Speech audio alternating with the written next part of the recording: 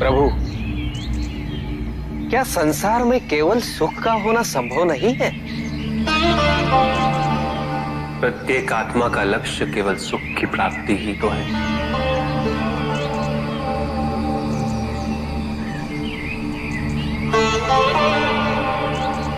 परमानंद की प्राप्ति। किंतु हम सुख नहीं,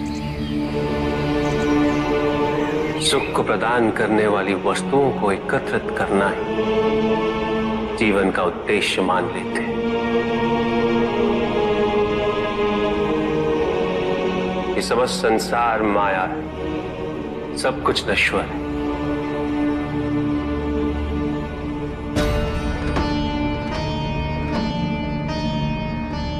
जिन वस्तुओं को हम सुख का स्रोत समझकर एकत्रित कर रहे हैं वो सदैव नहीं रहेंगे। जो व्यक्ति सत्य को जानते हुए भी लोभ का परित्याग नहीं करते, वो सदैव इन्हें खोने के भय में जीते।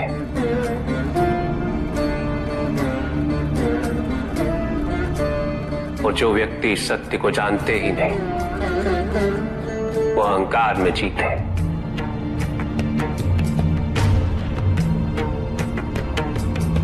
और जहां अहंकार और भय उपस्थित हो, वहां सुख कैसे रह सकता?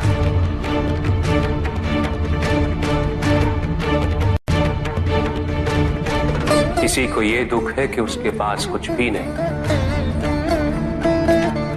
और जिसके पास सब कुछ, उसे ये दुख है कि पाने को कुछ शेष नहीं। सुख को हम स्वयं अपने दृष्टिकोण से परिभाषित कर देते हैं,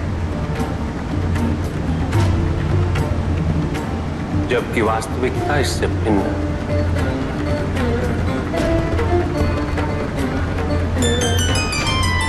इसलिए आवश्यकता है अनासक्त रहने की। किंतु प्रभु, क्या आसक्ति स्वाभाविक नहीं है? पर दुख का मूल कारण भी तो यही है ऋषि भृगु। आसक्ति हमारे मन की शांति को छीन लेती, उसे भंग कर देती।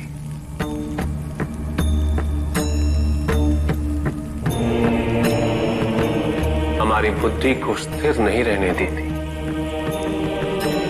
उसे चंचल बना देती।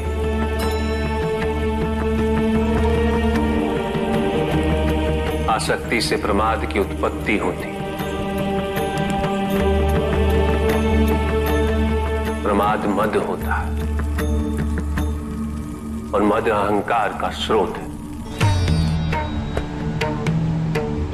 और अहंकार पूर्णतः अशुभता में परिवर्तित हो जाता है, अर्थात आसक्ति अशुभता की जननी। इसलिए अनावश्यक है। तो प्रभु, आसक्ति को अनासक्ति में कैसे परिवर्तित किया जा सकता है? और हम आसक्ति से कैसे उबर सकते हैं प्रभु? आसक्ति से मुक्त होना ही अनासक्ति है। आसक्तिहीन होने के लिए अपने और पराये का भेद मिटाना अनिवार्य है।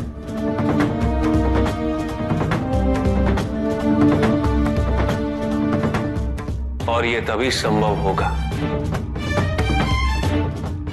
जब हम सुख की खोज बाहर नहीं, अपने भीतर करें। जब हम यथार्थ को पहचानें, उसे स्वीकार करें।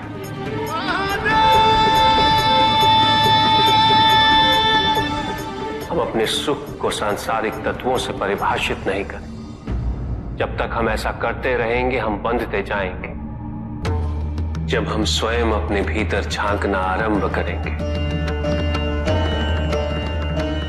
हमारी मुक्ति का मार्ग स्वतः प्रशस्त होता जाएगा। महादेव, आपने हमें दुख का कारण तो बता दिया,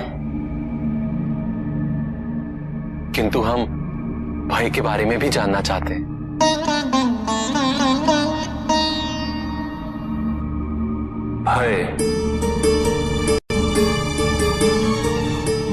भय का स्रोत है इच्छा।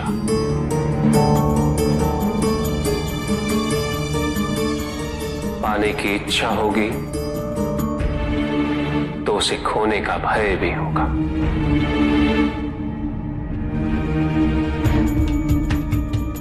यदि जीवित रहने की इच्छा है तो मृत्यु का भय भी अवश्य होगा।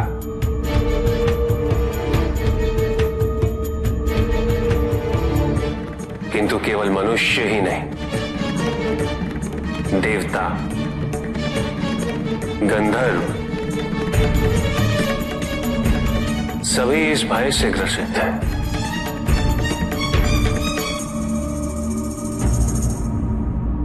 क्योंकि इच्छाओं से मुक्त कोई भी नहीं।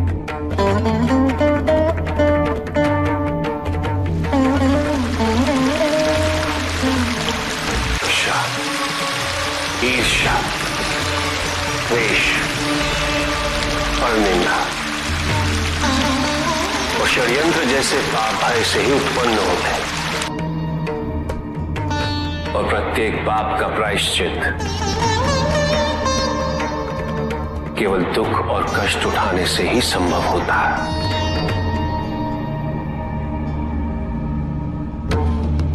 इसलिए भय भी अंत में दुख का कारण बन जाता है।